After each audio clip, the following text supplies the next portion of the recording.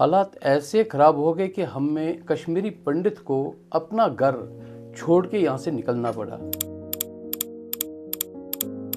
वहाँ पे भी ज़्यादा अच्छे हालात नहीं होते थे, क्योंकि अपना इतना अच्छा घर छोड़ के बिल्कुल एकदम आपको वो कैंप, रिफ्यूजी कैंप्स में जाना।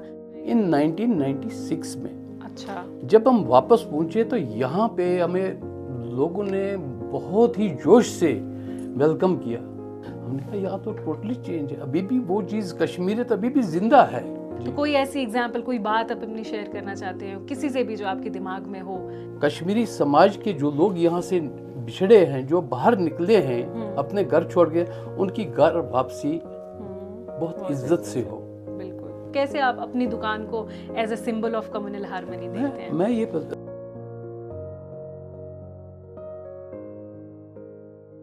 आज मेरे साथ इस इंटरव्यू में है वीरेंद्र गंजू जी। अगर मैं इनकी बात करूं तो ये एक कश्मीरी पंडित हैं और ऑफ कोर्स कश्मीर से बिलोंग करते हैं, और कश्मीर की मिट्टी से जो है इतना प्यार है, इतना लगाव है कि इस मिट्टी ने वापस जो है इनको बुला लिया। तो पहले वीरेंद्र जी आपका thank you so much. Thank you कि आपने बात करने के लिए हमारे साथ वक्त निकाला जी।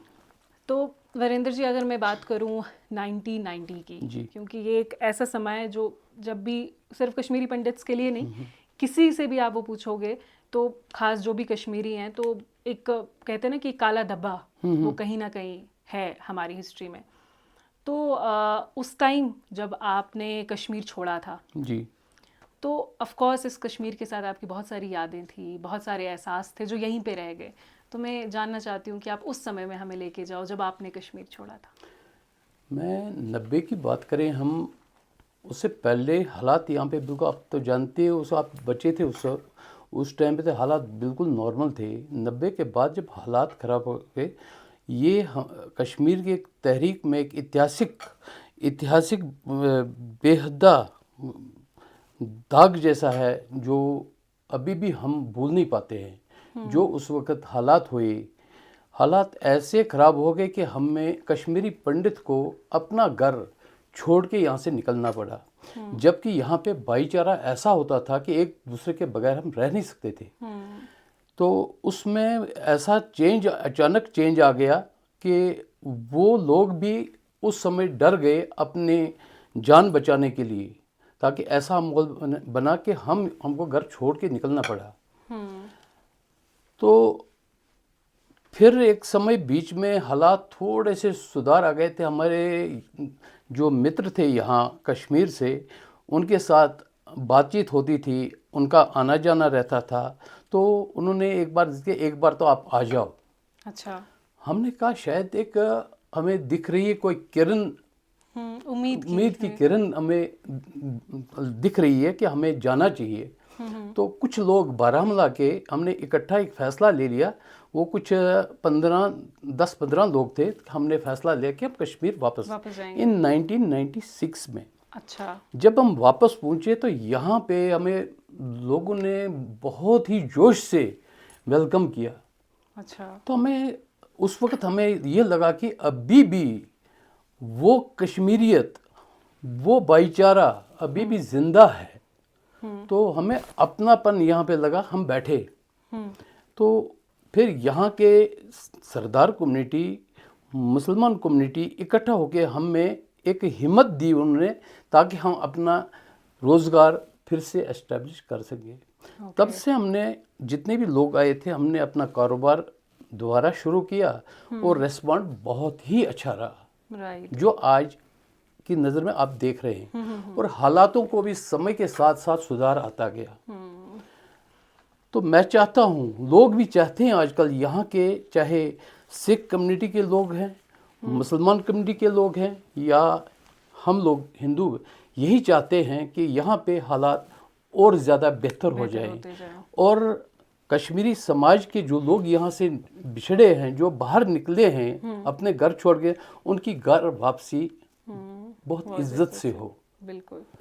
तो वीरेंद्र जी, जब आप यहाँ से वापस गए थे तब आपकी उम्र कितनी थी? मैं 28 का। अच्छा जी हाँ। तो मतलब इतने थे कि पूरा हालातों का समझ आ रहा था कि क्या हो रहा है, क्या नहीं हो रहा है। तो उस टाइम वहाँ पे मैं जाना चाहूँगी, जब आप वहाँ पे, हम देखते हैं, हिस्ट्री पढ़ते हैं, तो वहाँ पे भी पहले भी मैं काफ़ी कश्मीरी पंडितों से है ना मिली हूँ वहाँ पे, तो वहाँ पे भी ज़्यादा अच्छे हालात नहीं होते थे, क्योंकि अपना इतना अच्छा घर छोड़ के बिल्कुल एकदम आपको वो कैंप, रिफ्यूजी कैंप्स हाँ, में हाँ, जाना, तो वो टाइम थोड़ा सा आपको याद होगा, हाँ ज़रूर बिल्कुल बताएं। याद है। जब हम यहाँ से गए, हमारे पास रहने का घर नहीं था, पहनने के कपड़े नहीं थे, थोड़ा बहुत सामान जो एक छोटी सी गाड़ी में आ गए वो साथ लेके गए थे।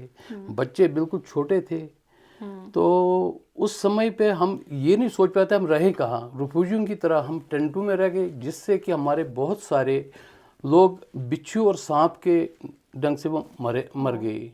तो और वो गर्मी हमसे बर्दाश्त हुई, तब भी जम्मू के लोगों ने हमें बहुत ही रिस्पॉन्ड दिया। उन्होंने अपने घरों में बिठाया, अब जितने भी उनके बेचारों के घर थे था उन्होंने जितना दे जिसकी दिया। गुंजाइश उतना और उसके बाद वो हम टेंटों में रहने लगे।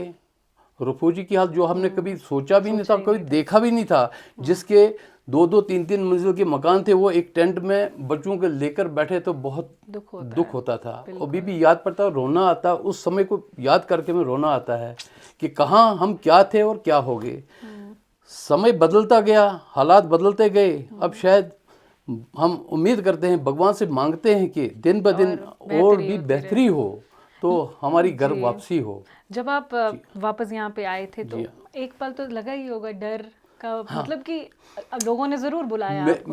मेरे को याद है, मेरे साथ फ्रेंड थे। हम उस वक्त यहाँ पे वो स्कॉर्पियो वगैरह नहीं चलती थी। उस वक्त वो गवर्नमेंट बस चलती थी जो रात को रामबन में रुकती थी और दूसरे दिन यहाँ पे 12 बजे बारामूला पहुँचती थी। तो मैं गाड़ी में था, मेरे साथ और अपने जो हम लोग जितने भी थे 10-15 लोग थे, हम जो वापस आ रहे थे। तो हमें ऐसे जब हमने रास्ते में सिक्योरिटी फोर्सेस देखे, तब हमें डर लग गया कि इतनी हालत ख़राब है तो हम कैसे जाए, हमें वहाँ से निकलना तो नहीं पड़ेगा वापस।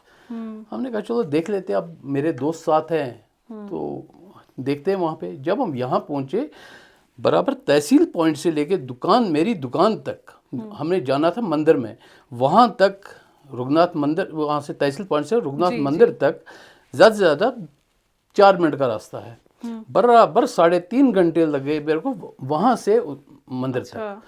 जबकि मेरे यार दोस्त हमसाया जो भी रास्ते मिलता, गले मिलते थे, एक कोल्ड ड्रिंक की बोतल, कोई फ्रूट, कोई कुछ ऐसा देते थे। हमने कहा यहाँ तो टोटली चेंज है, अभी भी वो चीज़ कश्मीरियत अभी भी जिंदा है। तो हमें ऐसा मतलब थोड़ा सा आ गया, हिम्मत जैसी आ गई कि हम वाकई अपने। और जब मैं 2 दिन के बाद अपनी दुकान पे बैठा, मेरे को लगा आज मैं अपने घर में हूँ, जबकि वहाँ पे कुछ नहीं रखा था। तो मैंने कहा मैं अपने घर पे हूँ आज, अपनी दुकान पे।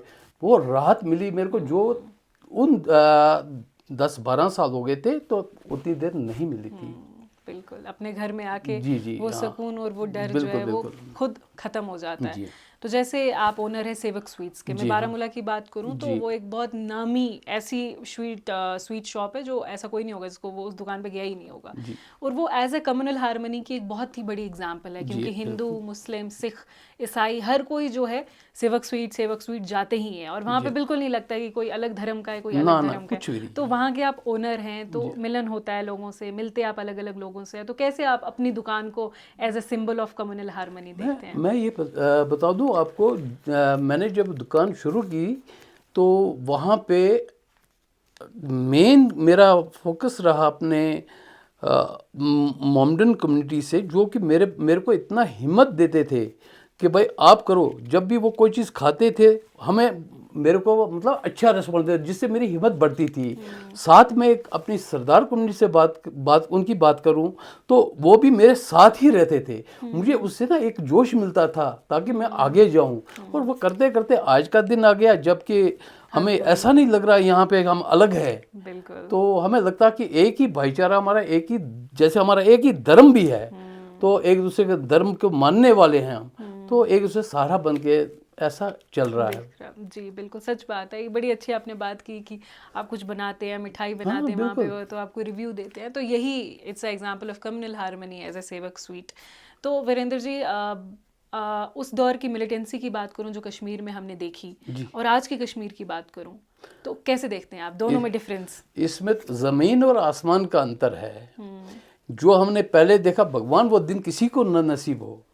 जो आज है तो इससे बेहतरी हम और चाहते हैं कि आने वाला कल इससे हो। और कश्मीर के लिए अच्छा हो, यहाँ के लोगों के लिए अच्छा हो, ताकि वही भाईचारा, वही अमन फिर वापस आ जाए, ये हम कामना करते हैं। बिल्कुल। तो आखिर में मैं आपका पैगाम ज़रूर दे लेना चाहूँगी आपसे, जितने भी हमारे कश्मीर के नौजवान हैं ख़ास तौर पर, क्योंकि आपका एक्सपीरियंस है, आपने इस कश्मीर का ऊपर मतलब ज़मीन और आसमान दोनों देखे हैं, तो यूनिटी कोएग्जिस्टेंस के हवाले से आपका क्या पैगाम रहेगा हमारे चैनल के? मेरा यही रहेगा, एक भाईचारा सबसे बड़ी मिसाल जो कश्मीर की रही है, हिंदू मुस्लिम सिख इत्याद, और ये बिल्कुल कायम रहना चाहिए। हमारी जो पीढ़ी दर पीढ़ी चलती आएगी उसमें ये मिसाल कायम होनी चाहिए। ये पैगाम देना चाहता हूँ अपने भाइयों को, एक दूसरे का सहारा बनो, एक दूसरे को दुख सुख में साथ हो, जैसे हम करते आए हैं वो आगे भी चलता रहे, ताकि कश्मीर का भविष्य अच्छा हो। बिल्कुल।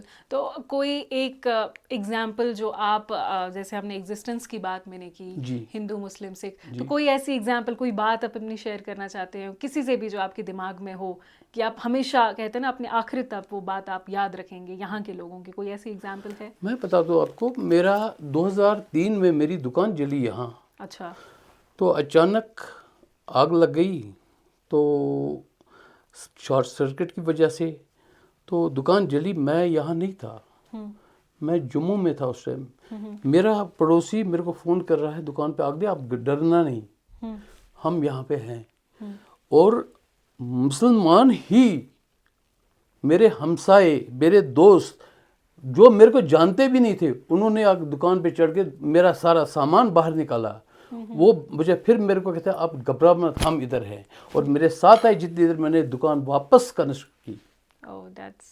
ये मेरा जिंदगी का पहला वो चीज़ जो मैं जिंदगी पर नहीं भूलूंगा, जो मेरे को यहाँ पे जितना सपोर्ट मिला है। जी, शायद ये कहीं ऐसा हो। मिलेगा नहीं। वैसे बातें करने के लिए वीरेंद्र जी बहुत सारी हैं, बहुत सारी कहानियाँ, लेकिन समा उतना नहीं होता।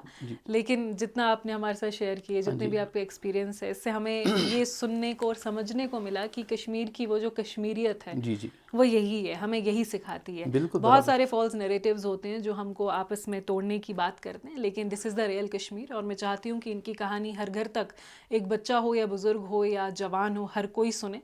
तो थैंक यू वीरेंद्र जी अपना समय देने के लिए। तो दोस्तों वापस मिलूंगी एक नई कहानी और एक नई चेहरे के साथ। तब तक आप देखते रहिए आवाज़े दिल।